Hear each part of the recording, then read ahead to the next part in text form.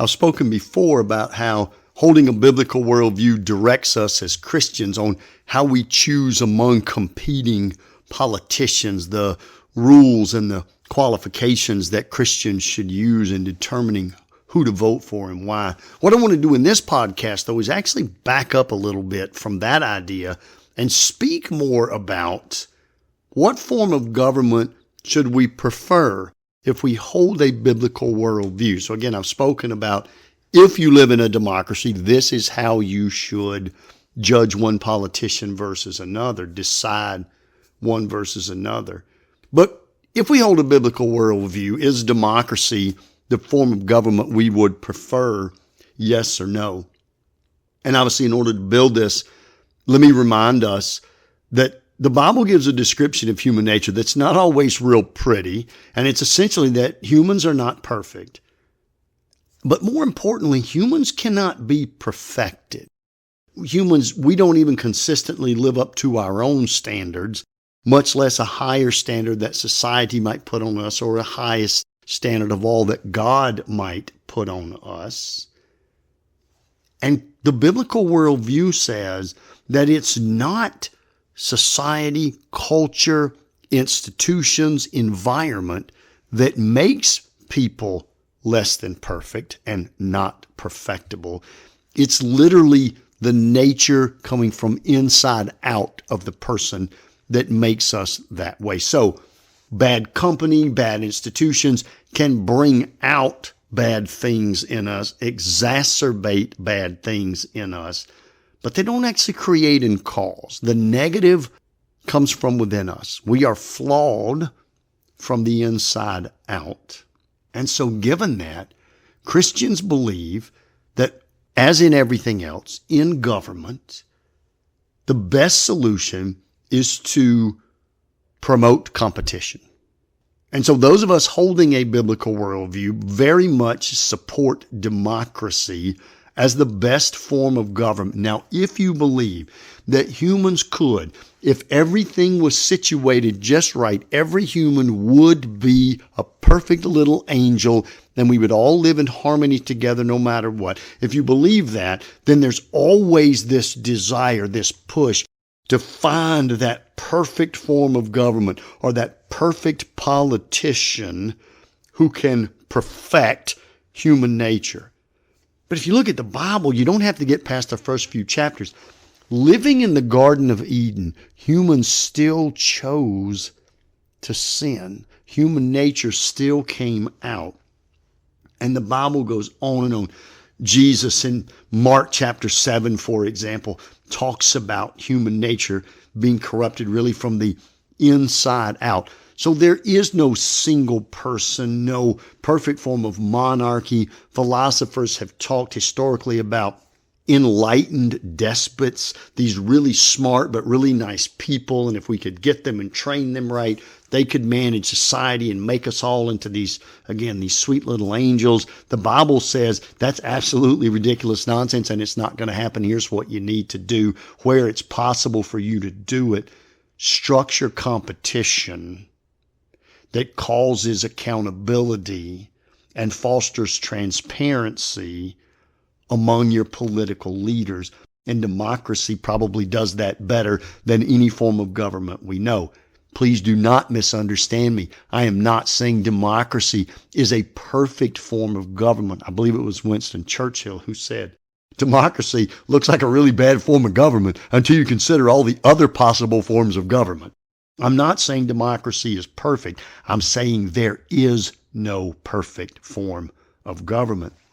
And beyond just democracy, Christians like the way that America was sort of set up by her founding fathers with this layered system of government, this federalism where you've got local governments, state governments, national government, each sort of responsible for different components of our civic life, so that again, we just have a greater number of politicians. We have alternating elections for these folks. We have competition among multiple parties and multiple candidates within each party. And it allows us to say, this person in this place isn't working, vote them out.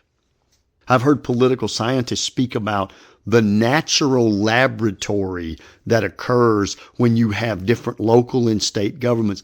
This local government can try this state government can try that.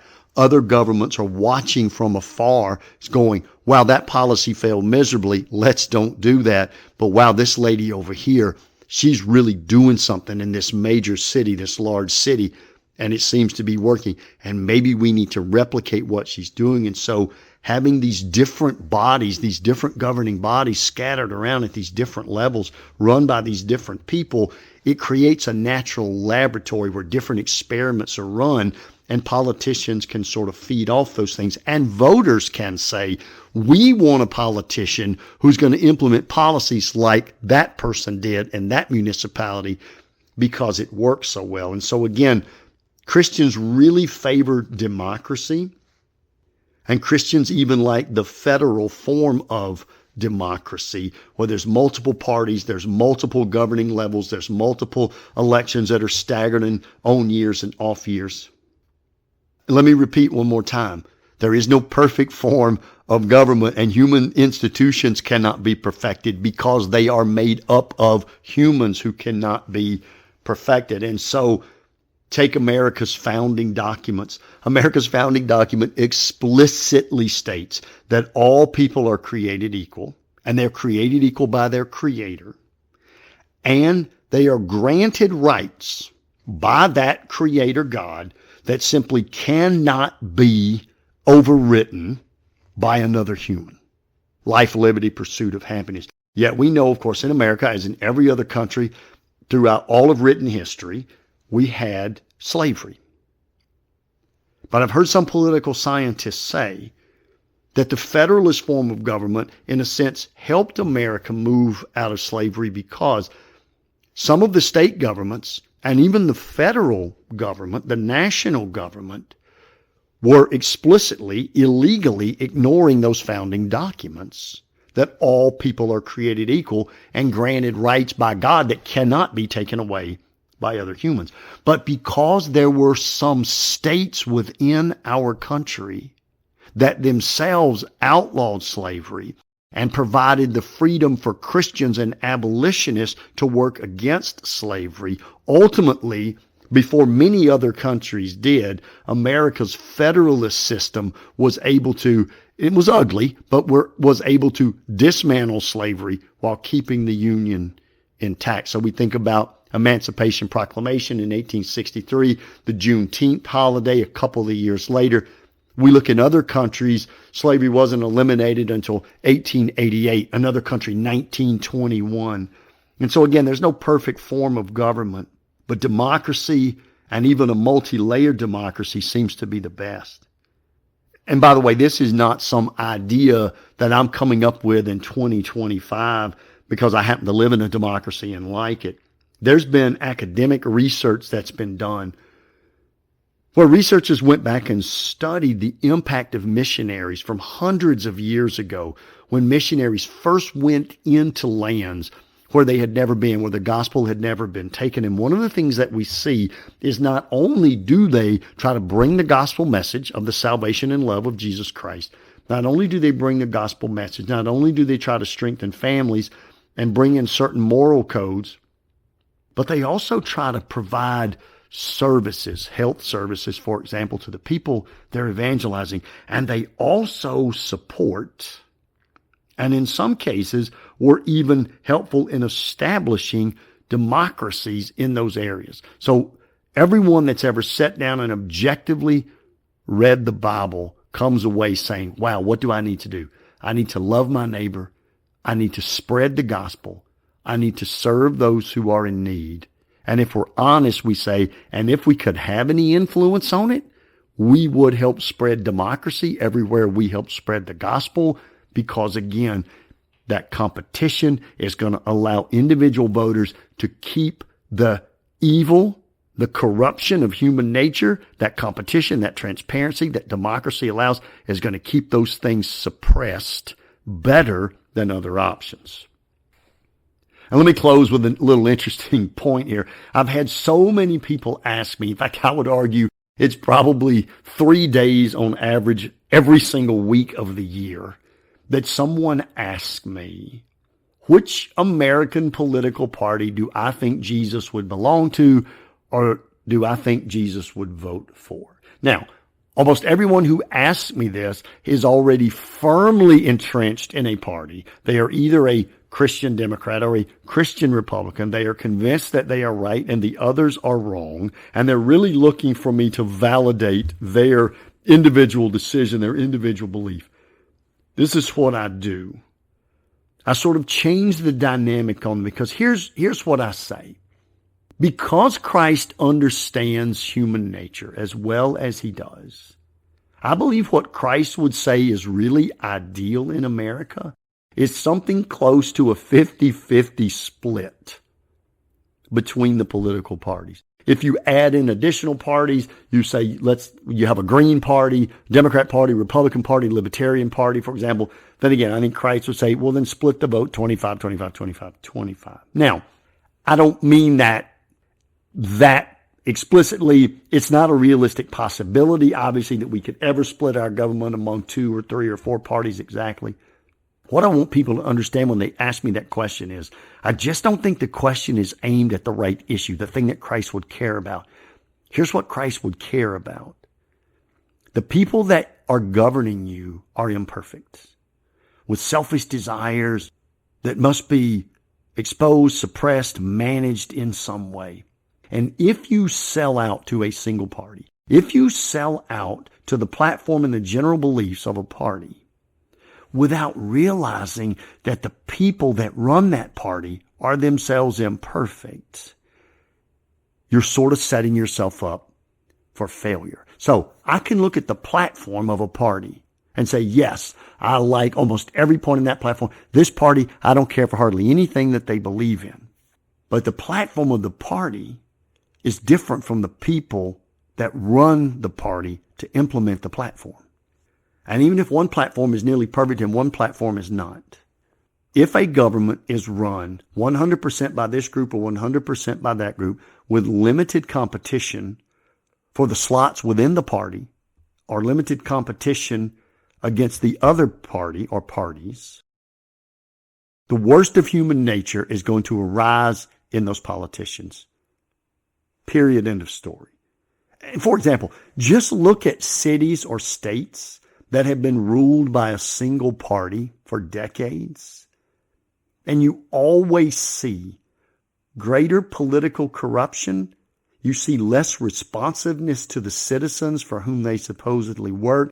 You'll get higher issues of things like crime and poverty. Children don't do as well in school. All of these negative things tend to bubble up when there's been single ruler party. And it's not, oh yeah, if it's Democrats, or oh yeah, if it's Republicans, oh yeah, if it's out in the country, or oh yeah, if it's in a big city. No.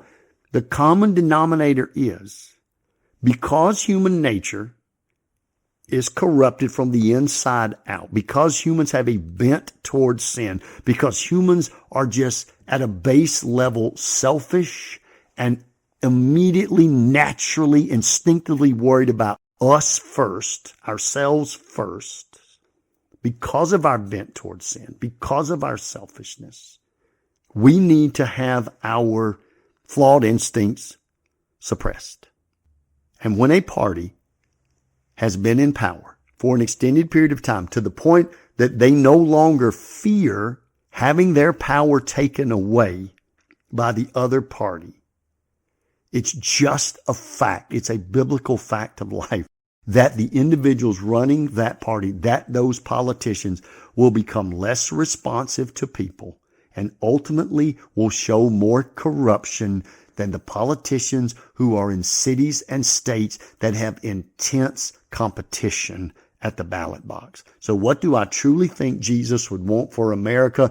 An all Democrat or an all Republican legislative slate, White House, local and state government? No. What I think Christ would want most is accountability and competition among the politicians. Because while one party's platform may look really good to you and the other not very good at all, the bigger problem is controlled human nature. The bigger issue is no competition among people who can very quickly become selfish and power hungry and have their inner corruption exposed on the outside. So ultimately, and I've put this in another podcast, I have a podcast entitled Biblical Recommendations to Improve Our Current Political Environment. And essentially the biblical recommendation there is there needs to be competition among political parties, and whichever party you identify with, you need to hold the individuals in that party accountable as much or more than you complain about and try to hold the individuals in the other party accountable. But again, if you're interested in more detail, you can listen to that podcast, Biblical Recommendations to Improve Our Political Environment. As to the question, what form of government would the Bible most approve of? It would be a democracy. It would be a multi-layered democracy. It would be any form of government where people have an option to say, I choose to remove you from that position because you're becoming corrupt and unresponsive. It would be any form of government where competition is created, and especially where that competition creates accountability and transparency among the politicians. Thanks so much for listening. Until next time, this is Andy.